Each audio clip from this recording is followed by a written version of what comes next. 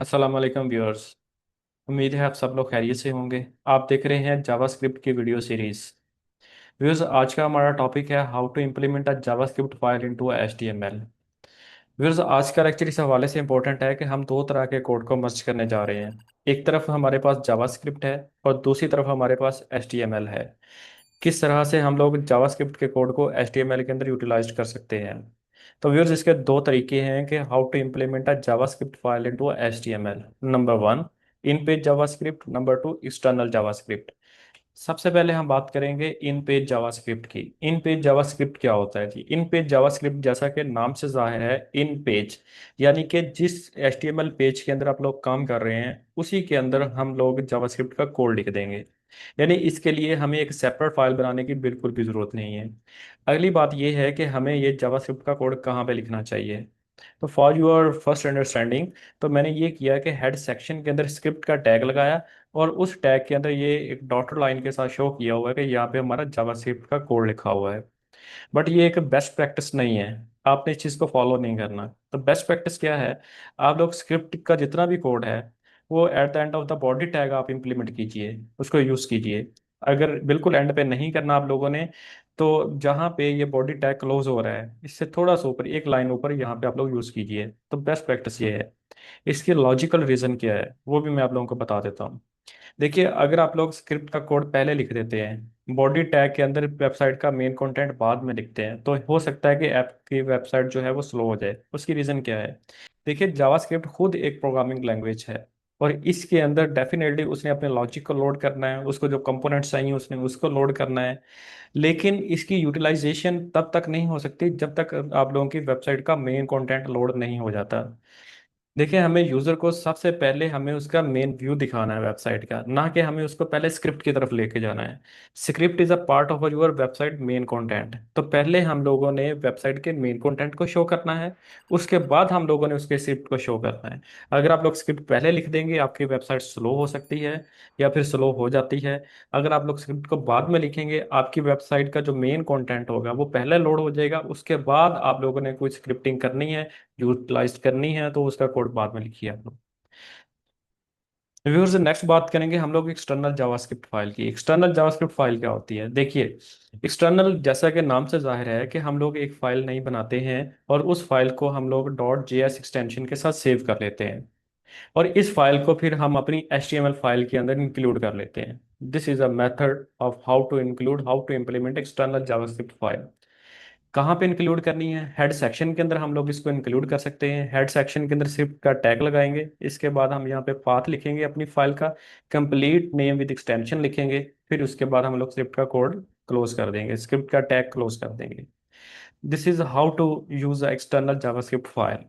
Viewers, अब हम लोग चलते हैं कि किस तरह से हम लोग इन जावास्क्रिप्ट के कोड को एचटीएमएल के कोड के अंदर यूज कर सकते हैं।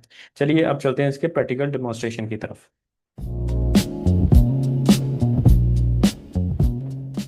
फिर जावास्क्रिप्ट के कोड को इम्प्लीमेंट करने के लिए सबसे पहले हम लोग एग्जांपल देंगे इन पेज जावास्क्रिप्ट कोड। तो इन पेज के लिए हम लोग सबसे पहले यूज करेंगे स्क्रिप्ट का टैग, इस तरह से, और स्क्रिप्ट के टैग को क्लोज भी करना होता है।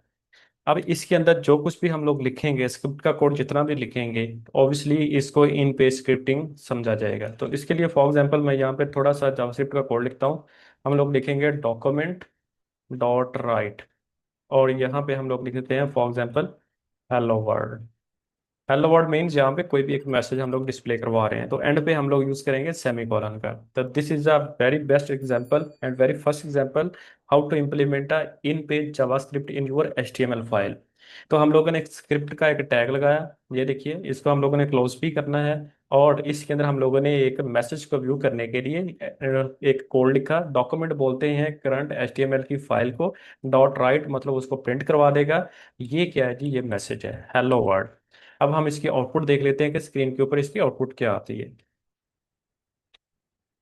व्यूअर्स, पे ये पेज हमारे पास एचटीएमएल की आउटपुट आ चुकी है हमारे सामने, ये लिखा हुआ हेलो वर्ल्ड। ठीक है, ये है जी एग्जांपल बेसिकली हमारे सामने कि किस तरह से इन पेज जावास्क्रिप्ट को एचटीएमएल के अंदर हम लोग यूज कर सकते हैं। व्यूअर्स अब हम चलते हैं कि एक्सटर्नल जावास्क्रिप्ट के कोड को एचटीएमएल कोड के अंदर किस तरह से लिख सकते हैं। तो उसके लिए सबसे पहले हम लोग अपने डायरेक्टरी के अंदर एक जावास्क्रिप्ट का फोल्डर बनाएंगे। देखिए यहाँ पे जैसा कि मैंने बनाया हुआ है, ये जावास्क्रिप्ट का फोल्डर, ठीक है। और इस जावास्क्रिप्ट के फोल्डर के अंदर हम लोग एक जेएस की फाइल बना लेंगे। मैं राइट क्लिक किया, मैंने यहाँ पे न्यू पे क्लिक किया। न्यू के बाद हम लोग यहाँ पे आ जाएंगे, ये लिखा हुआ है यहाँ पे जावास्क्रिप्ट फाइल।